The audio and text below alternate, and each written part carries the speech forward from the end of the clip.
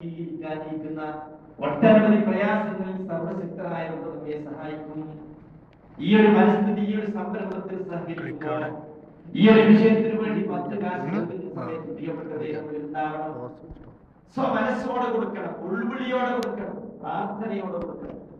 യഥാർത്ഥത്തിൽ എത്ര ആളുകളാണെന്നോ 250 രൂപ വീതം മാസത്തിൽ ഒരു കുടുംബത്തിന് നൽകുന്നു. ബഹുമാനായ വാപ്പസായിട്ട് ഒരു ഫാമിലിയെ സമീപിച്ചപ്പോ മക്കളെ നിങ്ങൾക്കുള്ള കൂലി നൽകുമെന്ന് പറഞ്ഞുവെങ്കിൽ പ്രിയപ്പെട്ടവരെ, ഹൃദയത്തിന്റെ അടിത്തട്ടിന്റെ ഉള്ളിൽ നിന്ന് വന്ന ആത്മാർത്ഥതയുടെ പ്രാർത്ഥനയാണ്. ഇവിടെ നിങ്ങൾ ഈ ചുട്ടുകൊള്ളുന്ന മണൽപ്പരപ്പിൽ പ്രയാസം അനുഭവിച്ചുകൊണ്ട് പ്രിയപ്പെട്ടവരെ കൂട്ടുകുടുംബങ്ങളെ പോറ്റാൻ വേണ്ടി നിങ്ങൾ കഷ്ടപ്പെടുന്നവരാണ്. നിങ്ങൾക്ക് അല്ലാഹു സുബ്ഹാനഹു വ തആല ഇത്തരം ഒരു നന്മയിൽ നിങ്ങൾ സഹകരിച്ചാൽ അല്ലാഹു നിങ്ങളെ അനുഗ്രഹിക്കും. സർവശക്തൻ നിങ്ങളെ അനുഗ്രഹിക്കുമാറാകട്ടെ. അല്ലാഹു നിങ്ങൾക്ക് എല്ലാ ഹൈറും നൽകുമാറാകട്ടെ. പ്രിയപ്പെട്ടവരെ, അല്പം ചില കാര്യങ്ങൾ എന്റെ പ്രിയപ്പെട്ട ജ്യേഷ്ഠാനുജ സഹോദരങ്ങളോട് ഒന്നിച്ചിരുന്ന് ആലോചിക്കുവാനാണ് ഉദ്ദേശിക്കുന്നത്. നമ്മൾ അല്ലാഹുവിന്റെ സ്വർഗ്ഗം ആഗ്രഹിക്കുന്നത്. ഇത്തരം പ്രവർത്തനങ്ങൾക്കൊക്കെയും നമുക്ക് പ്രചോദനമാകേണ്ടത് വേരോപസക്തിയാവാൻ പാടില്ല. ആളുകളുടെ കൈകളിൽ നിന്ന് കയ്യടി കിട്ടണമെന്ന് ദുആകാൻ പാടില്ല. പ്രിയപ്പെട്ടവരെ, മറിച്ച് പടച്ചറപ്പിന്റെ പ്രതിഫലമാണ്.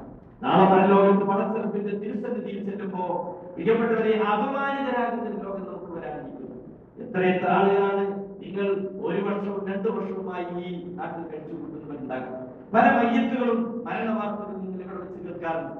സഹോദരങ്ങളെ, ഞങ്ങൾ ഹജ്ജിന് വന്നതിന് ശേഷം ഇവിടെ പേര് പറയപ്പെട്ട ബഹുമാനായ ബക്കറ ഹാജിയുടെ മകൻ കോയ സാഹിബ് മരിച്ച പേര് സഹോദരങ്ങളെ, ഞങ്ങൾ ഹജ്ജിന് വന്ന് 2-3 ദിവസങ്ങൾക്ക് ശേഷമാണ് റഹ്മാനായ തമ്പുരാൻ ആ സഹോദരൻ മഗ്ഫിറത്തും റഹ്മത്തും നൽകുമാറാകട്ടെ.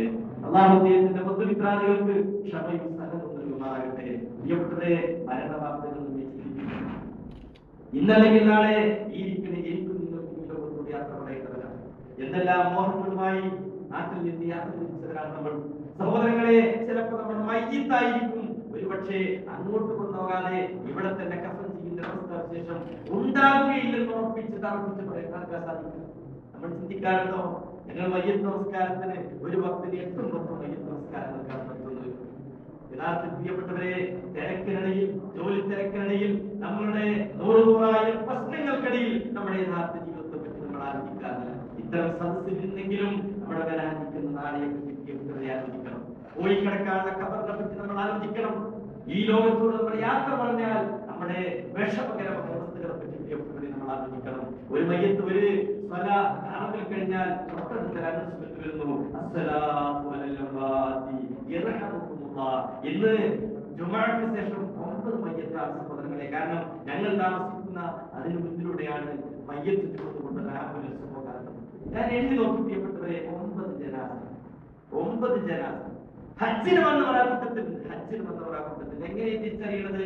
ഹജ്ജിനായി ഇഹ്റാമിലാണോ മരിക്കുന്നതെങ്കിൽ തലമറക്കാതെ അതേ ഡ്രസ്സിലാണ് അവരെ കഫൻ ചെയ്യുന്നത്. അതുകൊണ്ട് മയ്യത്ത് കൊണ്ട് വെച്ച് നോക്കുന്ന സമയത്ത് തലമറക്കാത്ത മയ്യത്ത് കാണുന്നു. ഞാൻ സൂചിപ്പിക്കണം എന്താണെന്നോ, ചുറുചുറുപ്പുള്ള ആരോഗ്യമുള്ള ചെറുപ്പക്കാരെ പലപ്പോഴും നമുക്ക് നമ്മുടെ യാഥാർത്ഥ്യ ജീവിതത്തെ പറ്റി ചിന്തിക്കാൻ ഇബ്ലീസ് നമ്മെ അനുവദിക്കുകയില്ല.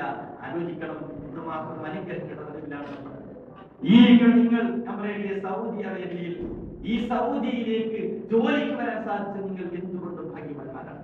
മറ്റുള്ള ഇതര അറബ് നാടുകളിലേക്ക് ജോലിക്ക് പോകുന്ന നമ്മുടെ സഹോദരങ്ങളെക്കാളും പടച്ചിറപ്പിനോട് നിങ്ങൾക്ക് ഏറ്റവും കൂടുതൽ കടപ്പാടുണ്ട്.